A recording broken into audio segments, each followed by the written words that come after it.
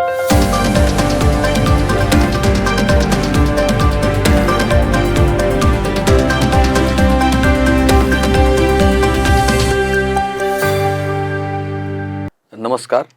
सर्वांना इंग्रजी नवीन वर्षाच्या खूप खूप शुभेच्छा. भारत हा सनातन धर्माला आणि हिंदू परंपरेंना मान्यता देणारा आणि हिंदू परंपरा म्हणजे ज्या विज्ञानावर आधारित आहे. आता आपण ॲस्ट्रॉनॉमी म्हणतो, म्हणजे अंतरिक्षाचा आणि भूगोलाचा या दोघांचाही अभ्यास करून, वातावरणाचा अभ्यास करून विकसित केलेलं जे जीवनमान आहे, ते जीवनमान म्हणजे सनातनी हिंदू धर्माचं जीवनमान. ठीक आहे. त्यानुसार आपण जसं गुढीपाडव्याला नवीन वर्ष साजरं करतो, तसंच इंग्रजी नवीन वर्ष म्हणून पण भारतामध्ये 31 डिसेंबरला रात्री 12 नंतर नवीन वर्ष लागलं असं इंग्रजी मान्यतेनुसार आहे. आता अवघे विश्वाची माझे घर हे म्हणत असताना याला पुरेपूर संबंधित असं आयुष्य भारतामध्ये सुद्धा आपण अवलंबिलं आहे. कारण इंग्रज झाले, मुघल झाले, ह्यांनी बऱ्याच काळपर्यंत भारतावर राज्य केलं आहे. त्याच्यामुळे हिंदू रूढी परंपरा जशा भारतात विकसित झाल्या तशाच्या इंग्रजी रूढी परंपरा सुद्धा भारतात विकसित झाल्या. पण प्रत्येक गोष्टीला सामावून घेऊन सहिष्णुता आणि सर्वांना सोबत घेऊन चालण्याची जी प्रवृत्ती भारताची आहे, त्यातनं आनंद घेत घेत पुढे जाण्याची जी पद्धती आहे, ती पद्धती ही भारतीय जनसामान्यामध्ये विकसित झाली आहे.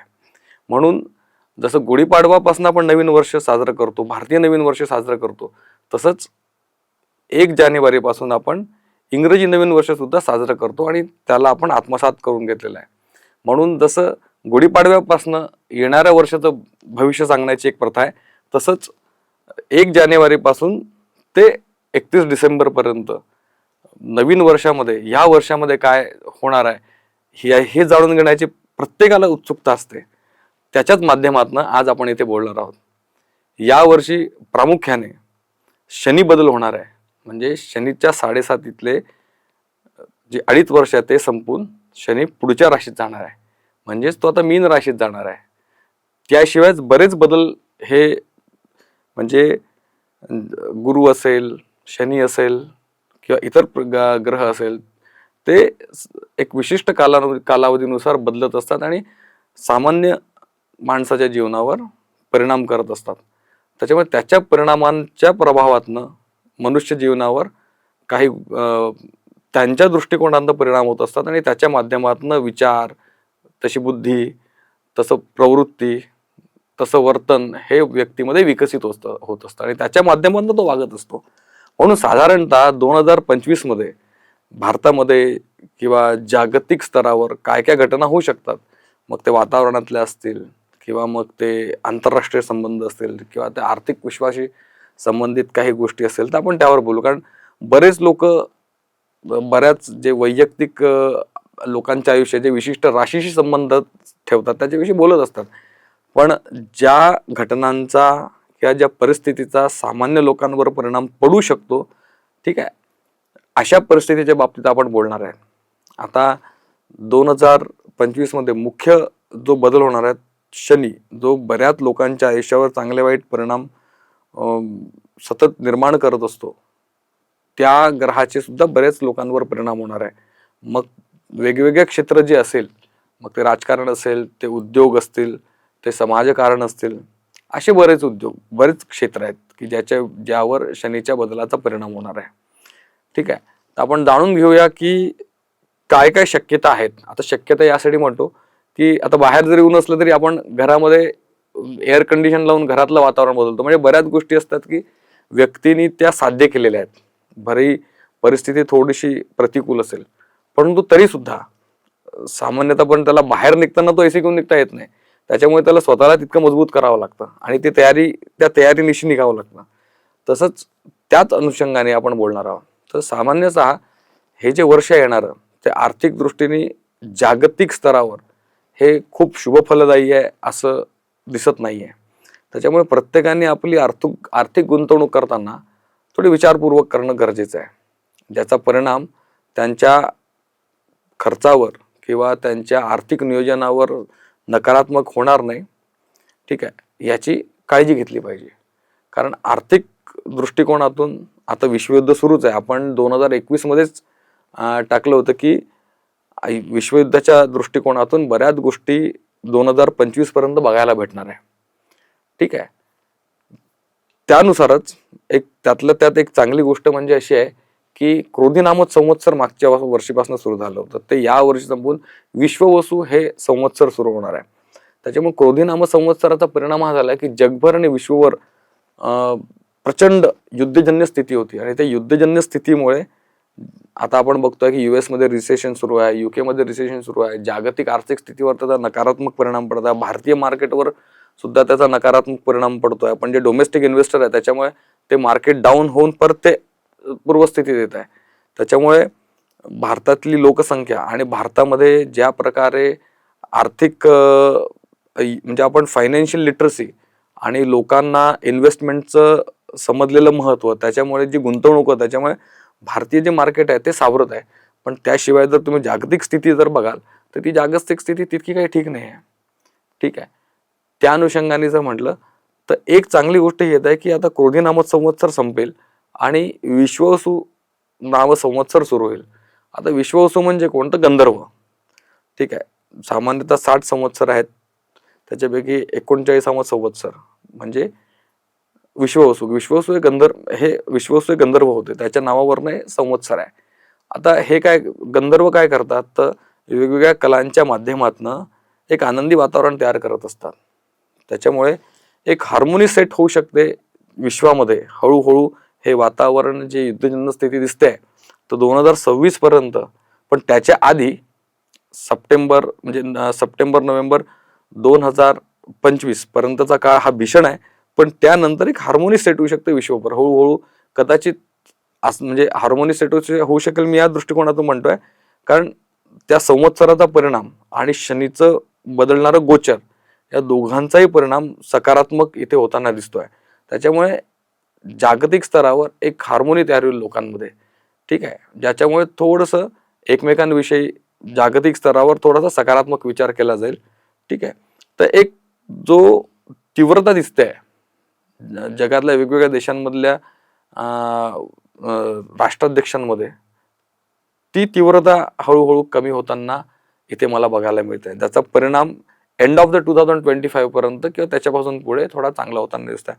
पण वातावरणाच्या जर दृष्टीने जर म्हणाल तर यावर्षी उन्हाळा म्हणजे जे माझं आकलन आहे त्याच्या अनुषंगाने उन्हाचा त्रास हा सामान्य इतर वेळेस एप्रिल मे जून मध्ये जो होताना दिसतो त्याच्याहून जास्त होताना मला दिसतोय. आता पाऊस जर म्हणाल तर तसा तो 12 महिनेच येतोय. चक्रीवादळांचं प्रमाण वाढलेलं आहे. ठीक आहे.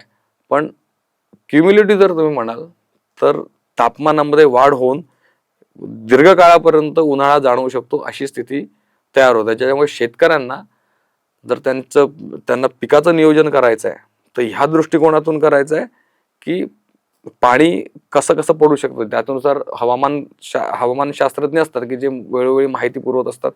पण आमच्या अंदाजानुसार यावेळेस उन्हाळ्याचा त्रास जास्त होऊ शकतो आणि तापमानामध्ये सामान्यतापेक्षा जास्त वाढ बघायला मिळू शकते. त्याच्यामुळे शेती या विषयावर या बदलत्या तापमानाचा आणि बदलत्या हवामानाचा जास्त परिणाम होणार आहे. ठीक आहे. त्याच्यामुळे सरकारने सुद्धा या बाजूने तयार असलं पाहिजे. ठीक आहे. असं मला वाटतं. ठीक आहे. त्याच्यानुसार जर आर्थिक जगतामध्ये म्हणाल तर भारतामधल्या काही व्यावसायिकांच्या दृष्टीने हे वर्ष चांगलं नाही आहे, जे मोठे उद्योगपती आहेत. ठीक आहे. त्याच्या कारण जे विश्वातले संबंध आहेत इतर देशांसंबंधी त्या संबंधांवर त्याचा नकारात्मक परिणाम होताना दिसतोय. पण जे डोमेस्टिक बिझनेस आहे त्या डोमेस्टिक बिझनेससाठी वातावरण अनुकूल आहे. परंतु व्यावसायिक म्हणलं की त्याला स्वतःचे वैयक्तिक जे व्यावसायिक कौशल्य आहे आणि त्या व्यावसायिक कौशल्यासोबत लागणारं ज्ञान आहे ते ज्ञान वाढवावं लागणार आहे. कारण शनीचं हे जे गोचर आहे ते गोचर तो स्वराशीतून आता पुढच्या राशीमध्ये चाललाय. त्याच्यामुळे जी अनुकूलता होती, जे रिलॅक्सेशन होतं ते रिलॅक्सेशन होणार नाही आहे. कारण जर त्याला कॉम्पिटिशनमध्ये टिकून राहायचं आहे तर त्याला स्वतःची कुवत वाढवण्याची गरज भासणार आहे यावेळेस. कारण जागतिक दृष्टीने 25च्या एंडमध्ये जरी वातावरण चांगलं होत असलं तरी कमीत कमी 9 ते 11 महिन्याचा कालावधी आहे जिच्यामध्ये ते सस्टेन करावं लागणार आहे. त्याच्यामुळे जे इम्पोर्ट करणं आता सामान्यतः पहिला डॉलरचा रेट वाढतोय. ठीक आहे.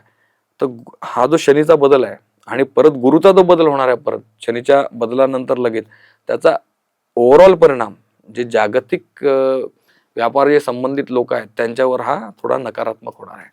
त्यामुळे व्यापारी वर्गाने सतर्क राहण्याची गरज आहे.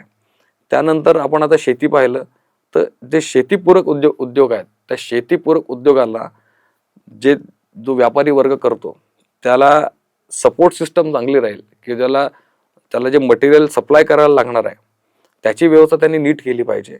कारण जर शेतीच्या दृष्टिकोनातून जर वातावरण प्रतिकूल दिसत आहे तर त्यांना जो पुरवठा करावा लागणार आहे त्याच्यामध्ये सुद्धा कमतरता येणार आहे असं ओव्हरऑल दिसत आहे. त्यानंतर फेब्रुवारी म्हणजे 4 फेब्रुवारी पासून ते मे पर्यंत राजनैतिक क्षेत्रामध्ये जे सरकारमध्ये असणारे जे पक्ष आहे त्या पक्षांतर्गत काही विषय त्यांच्या जे अलाइड आहेत म्हणजे ते एकमेकांशी जुळलेले पक्ष आहेत त्यांच्यामध्ये काही अडचणी निर्माण होताना ह्या वर्षामध्ये दिसतात. त्याच्यामुळे राजनैतिक क्षेत्रात जे सत्ताधारी पक्ष आहेत त्या सत्ताधारी पक्षांमध्ये सौहार्द असणं गरजेचं आहे. अन्यथा त्याचा ओव्हरऑल जो परिणाम आहे तो ओव्हरऑल परिणाम सामान्य नागरिकांवर, कारण प्रत्येक नागरिक हा कोणता पक्ष सत्तेत आहे त्याची ती एक विचारधारा आहे, ती विचारधारा विशिष्ट क्षेत्राला घेऊन काम करत असते. ठीक आहे, त्याच्याशी संबंधित लोकांवर तो इनडायरेक्टली त्याचा परिणाम होत असतो. त्याच्यामुळे केंद्र शासनाच्या लेवलवर काही परिणाम, त्या स्तरावर काही परिणाम होताना दिसतात आहे, ज्याचा परिणाम हा सामान्य नागरिकांवर होऊ शकतो. त्याच्यामुळे आर्थिक दृष्टीने थोडं तयार असलं पाहिजे या पुढच्या 9 महिन्यामध्ये. त्याच्यानंतर मग जानेवारी 2026 पासून ते पुढचे जे 5 महिने आहे ते आर्थिक प्रगतीच्या दृष्टीने चांगले आहेत. परंतु बँकिंग आणि उद्योग या क्षेत्राशी संबंधित असणारे जे लोक असतात, जेव्हा जे कनेक्शनमध्ये असतात त्या कनेक्शनमुळे होणारे जे इश्यूज आहेत ते इश्यूज पण काही मोठ्या व्यावसायिकांना इथे त्रास देऊ शकतात असे ही पत्रिका दाखवते आहे. ठीक आहे, त्याच्यामुळे हे जे पहिले मे पर्यंतचा जो पिरियड आहे तो मे पर्यंतचा पिरियड अतिशय सावधगिरीने व्यावसायिकांनी चालण्यासाठी गरजेचा आहे. नोकरदार वर्गासाठी म्हणाल तर जागतिक दृष्टीने जर आर्थिक स्थिती चांगली नसणार आहे तर रिसेशन येणार आहे. आपण ते याच्या आधी पण पोस्टमध्ये म्हटलं आहे, 2020 मध्येच आपण टाकलं होतं की 2021च्या मिड नंतर रिसेशन सुरू होईल. अमेझॉन पासून बऱ्याच लोकांनी काढणं ते सुरू केलं, तर त्याचा परिणाम भारतीय जे प्रायव्हेट सेक्टर्स आहे, जे MNCs आहेत, जिथे एम्प्लॉई काम करतात त्याच्यावर पण काही अंशी नकारात्मक होताना दिसत आहे. पण तो फेब्रुवारी मार्च 2026 नंतर परत रिसेशनचा फेज एक काही अंशी कमी होईल. म्हणजे नोकरदार वर्गांसाठी तो फेज चांगला आहे. म्हणजे ते जे टाईमलाईन आहे फेब्रुवारी मार्च 2026 नंतरची चांगली आहे. पण तिथपर्यंत जे खाजगी कार्य करतात तेही जे काही आंतरराष्ट्रीय कंपन्यांवर अवलंबून आहे त्या मात्र लोकांना या पिरियडमध्ये अडचणी होऊ शकतात. त्याच्यामुळे जे फायनान्शियल नियोजन आहे ते नियोजन 2025 मध्ये अतिशय सूक्ष्म असलं पाहिजे. म्हणजे मायक्रो फायनान्स मॅनेजमेंट, ठीक आहे, हे कौशल्य येणं गरजेचं आहे किंवा त्या दृष्टीने स्वतःला विकसित करणं गरजेचं आहे. त्याच्यामुळे दुसरी गोष्ट, रिअल इस्टेट मार्केट विषयी जर म्हटलं तर रिअल इस्टेट मार्केट येणाऱ्या काळामध्ये काही अंशी स्लो होताना दिसत आहे. पण नोव्हेंबर जानेवारी 2025च्या नंतर हे मार्केट परत काही अंशी अप होताना दिसत आहे. महानगरांचा जर विचार कराल तर महानगरांमध्ये त्याचा खूप जास्त परिणाम होणार नाही. पण मोठे महानगर सोडले त्याचे डेव्हलपिंग जिल्हे आहेत तिथे मात्र याचा परिणाम होताना दिसेल, कारण इन्व्हेस्टर्सची कॅपॅसिटी ते काही अंशी कमी होताना दिसत आहे. त्याच्यामुळे इम्पोर्ट आणि एक्सपोर्ट या सगळ्या विषयामध्ये जो डेफिशिएट आहे तो भारतात डेफिशिएट वाढण्याची शक्यता जास्त आहे. म्हणजे भारत जे दुसऱ्यांना देतं आणि भारत जे दुसऱ्यांकडनं घेत आहे ते काही अंशी भारताला जास्त प्रमाणात गरज पडणार आहे बाहेरनं सामान घेण्याची असं दिसत आहे. आणि बाहेर ज्या देशांकडनं ते सामान घेणार आहे त्यांना ते जे पुरवठा करावा लागणार आहे तो कमी राहणार आहे असं दिसतंय सप्टेंबर नोव्हेंबर 2025 या पिरियड पर्यंत. त्याच्यामुळे जर ह्या अशा विषयाशी संबंधित जर व्यावसायिक असेल, व्यापारी असेल तर त्यांनी सामान्यतः या गोष्टीचा विचार केला पाहिजे. आणि भारताने सुद्धा आपलं प्रोडक्टिव्हिटी कशी वाढवता येईल आणि आपला डेफिशिएट कसा कमी करता येईल याच्यावर पण थोडंसं लक्ष केंद्रित करायचं. सरकार नक्कीच चांगलं करत आहे, ठीक आहे, बऱ्यापैकी वातावरण भारताचं औद्योगिक दृष्टीने चांगलं झालेलं आहे. पण इन्व्हेस्टमेंट येण्याची जी गती आहे ती गती वाढवावी लागणार आहे. कारण रोजगार हा जो डिपेंडंट रोजगार आहे तो काही अंशी कमी होणार आहे. त्याच्यामुळे रोजगाराचे नवीन साधनं आणि उपलब्धता याची गरज भासणार आहे. त्याच्यामुळे इनडायरेक्टली थोडं आर्थिक नियोजन जे आहे ते आर्थिक नियोजन जर चांगलं असेल भारतात सरकारचं, तर त्याचा परिणाम हा खालच्या स्तराच्या लोकांपर्यंत पोहोचेल ज्यांना त्याची गरज आहे. दुसरी गोष्ट, फेब्रुवारीपासनं ते जून जुलैपर्यंत काही आंदोलनं, मोठ्या आंदोलनं होण्याची शक्यता भारतात आहे, ज्याचा जो सिव्हिल वॉर तर म्हणणार नाही येणार, पण जे सिव्हिल सिस्टम आहे ते सिव्हिल सिस्टम डिस्टर्ब होऊ शकतं. म्हणून या दृष्टिकोनातून सुद्धा जर सरकारने जर काळजी घेतली तर त्याच्यामुळे सामान्य लोकांचं जनजीवन विस्कळीत होणार नाही, ज्याच्यामुळे त्यांना अडचणीवर निर्माण होणार नाही. त्याच्यामुळे काही राजकीय पेच हे 2025 फेब्रुवारीपासून तयार होणार आहे, ज्याचा इनडायरेक्ट परिणाम लोकांवर होणार आहे. ते व्हायला नको याची मात्र काळजी सरकारने घेतली पाहिजे. तर असे काही बऱ्याच गोष्टी आहे ज्या घडताना दिसतात आहे. त्याच्यानंतर ऑक्टोबर ते नोव्हेंबर या फेजमध्ये चक्रीवादळांचं प्रमाण वाढेल असं दिसत आहे. त्या चक्रीवादळाचा वाढलेल्या प्रमाणामुळे म्हणजे चक्रीवादळ तर येणारच, पण त्याच्यामुळे येणारा जो पाऊस आहे त्याच्यामुळे होणारं जे शेतीचं नुकसान आहे ते पर्टिक्युलर ऑक्टोबर नोव्हेंबर डिसेंबर या फेजमध्ये वाढताना दिसत आहे. त्याच्यानंतर एक भूगर्भीय हालचाली सामान्यतः फेब्रुवारी जे मिड ऑफ द फेब्रुवारी पासनं एप्रिल हे जे 3 महिने त्यात भूगर्भीय हालचाली भारताच्या अर्थ प्लॅटरवर जास्त होतील, ज्याचा काही अंशी मध्यम किंवा थोडं जास्त तीव्रतेच्या भूकंपामध्ये ते परिवर्तित होऊ शकतात. अशी एक स्थिती तिथे निर्माण होताना दिसते आहे. त्याच्यामुळे या दृष्टीने सुद्धा त्या शास्त्रज्ञांनी सजग असलेलं आवश्यक आहे. आता हे आमच्या शास्त्राच्या माध्यमातून बोलतोय, हे आमचे अंदाज आहेत, ठीक आहे. हे शास्त्रातनं निघालेले अंदाज आहे, ठीक आहे. काही जे शास्त्रज्ञ असतात त्यांची अभ्यास करण्याची पद्धती वेगळी आहे, ठीक आहे. पण एक सामान्यतः जे ठोकताळे निघतात त्या ठोकताळ्याच्या अनुषंगाने आपण बोलतोय. त्याच्यामुळे येणारं जे वर्ष आहे, ठीक आहे, त्या वर्षामध्ये काय सगळ्यांनाच वाईट किंवा सगळ्यांना चांगले परिणाम मिळत नाही, पण सामान्यतः अशा प्रकारची जी परिस्थिती आणि या परिस्थितीशी संबंधित जे लोक आहेत त्यांनी थोडी काळजी घेऊन कार्य केलेलं जास्त उत्तम राहील.